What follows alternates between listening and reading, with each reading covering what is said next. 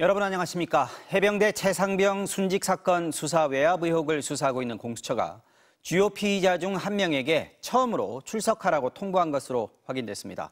첫 소환 대상은 당시 국방부 조사본부의 책임자, 즉 해병대 수사단의 사건 기록을 재검토해 당초 8명이었던 범죄 혐의자를 2명으로 줄인 최종 결과를 내놓은 책임자입니다.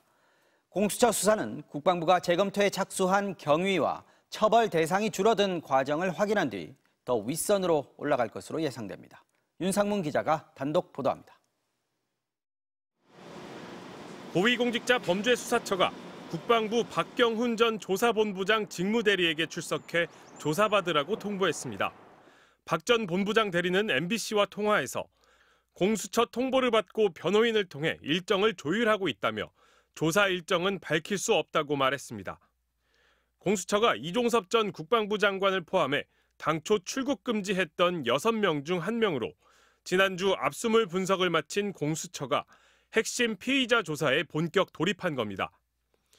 작년 8월 국방부 검찰단은 해병대 수사단이 경찰에 넘긴 최상병 사건 기록을 찾아왔고 박 전 본부장 대리는 이 기록을 넘겨받아 재검토한 조사본부의 당시 책임자입니다.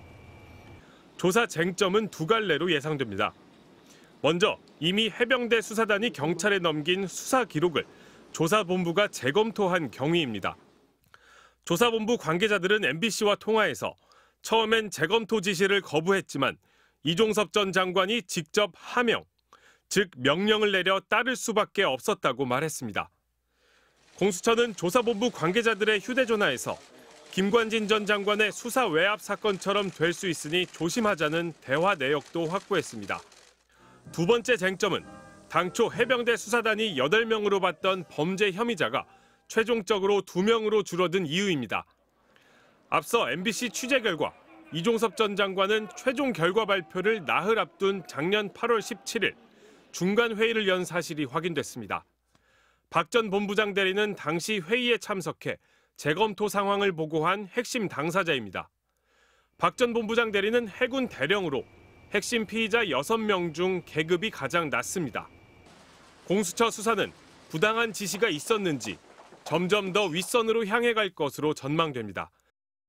MBC 뉴스 윤상문입니다.